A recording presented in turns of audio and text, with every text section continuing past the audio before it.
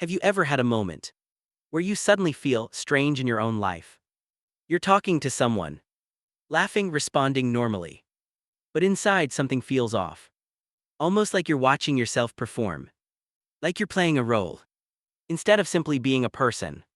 And the unsettling part is this: you can't remember when it started. When did life stop feeling natural and start feeling like something you're acting out?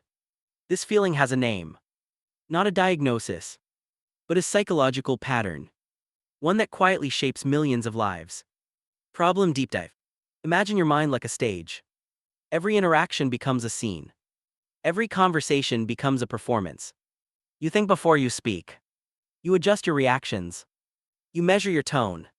You calculate what version of yourself fits the moment best. With friends, you're one person. With family, another. At work, someone else entirely. And somewhere in between all these roles, a quiet question appears: which one of these is actually me? Psychologists call this phenomenon self-monitoring.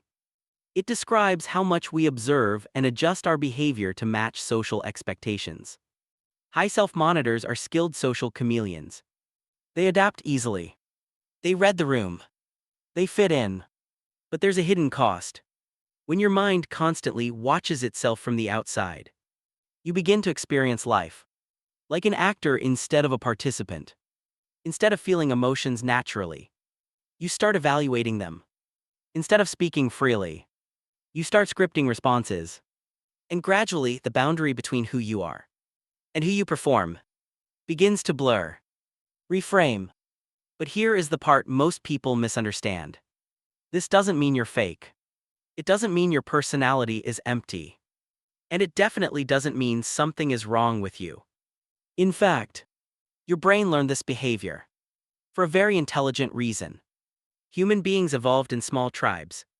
For most of our history, belonging to the group wasn't just emotional comfort. It was survival. Rejection from the tribe meant danger. Isolation meant death. So the brain developed powerful systems designed to prevent social exclusion. One of those systems is called the social monitoring system. It constantly scans the environment for signals like approval, disapproval, status, belonging. And when it senses uncertainty, it adjusts your behavior automatically. Think of it like a social autopilot. Your brain is trying to keep you safe. The problem is, modern life multiplies social environments far beyond what the brain evolved to handle. Instead of one tribe, you now navigate dozens. Work environments, friend groups, online identities, family dynamics, each one with its own invisible rules. So the brain keeps adapting, and adapting, and adapting, until eventually, you begin to feel like a collection of roles. Psychological mechanism. To understand this more clearly, imagine the mind as having two operating systems.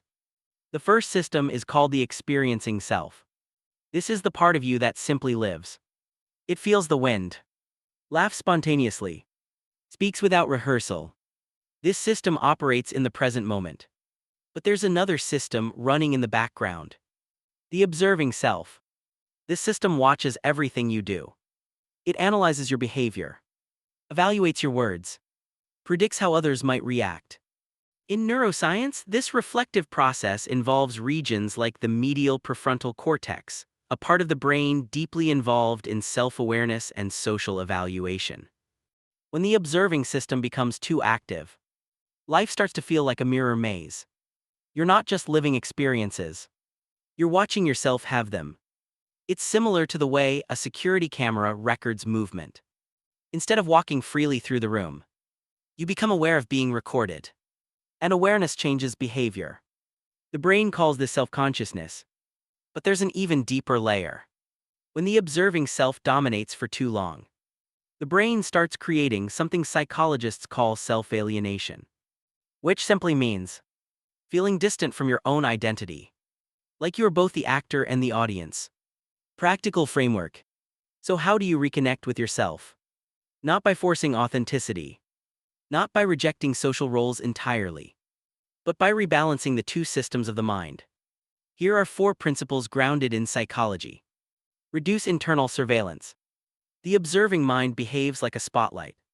When the spotlight is too bright, every movement feels exaggerated. Small social mistakes feel enormous. The first step is learning to dim the spotlight. One simple exercise used in cognitive therapy is called attention shifting. Instead of focusing on how you appear, focus on what you perceive.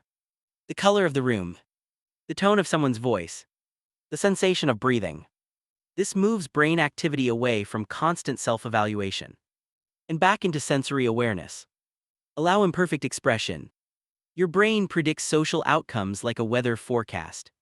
It tries to calculate the safest response. But prediction requires control.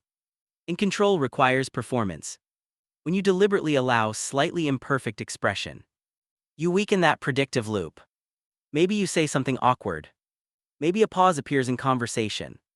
And something surprising happens. Most of the time, nothing goes wrong. The brain slowly learns that authentic behavior is not dangerous. Notice your roles without fighting them. Roles are not the enemy. Everyone has them. Parent, friend, professional, student. The issue isn't that roles exist. It's when the mind forgets they are roles. Instead of asking, which one is the real me? Try a different question. What part of me is being expressed right now? This reframing is based on self-complexity theory, which suggests that people with multiple identity layers are actually more psychologically resilient. You are not fragmented. You are multidimensional. Reconnect with unscripted moments. The experiencing self thrives in environments that require less social prediction. Nature walks, creative activities, solitary reflection, even simple things like listening to music. These experiences activate brain networks associated with flow states, where the observing mind temporarily quiets down. In flow, you stop watching yourself and simply become absorbed in the moment. Integration. So here's the mental model that ties everything together. Think of life as a theater stage. Your brain built that stage for a reason. Social roles help us cooperate.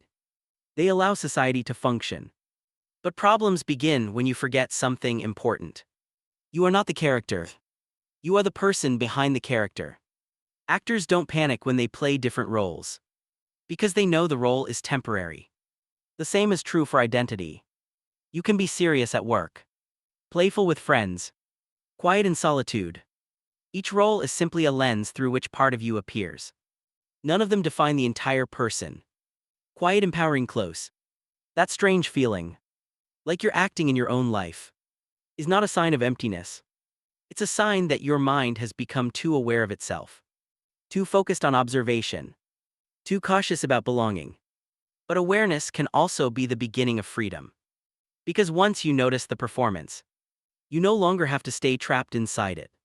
You can step back, take a breath, and remember something simple. You were never meant to perform your entire life. Some moments are meant to be unscripted, unplanned, unobserved. Moments where the actor disappears, and the person finally returns.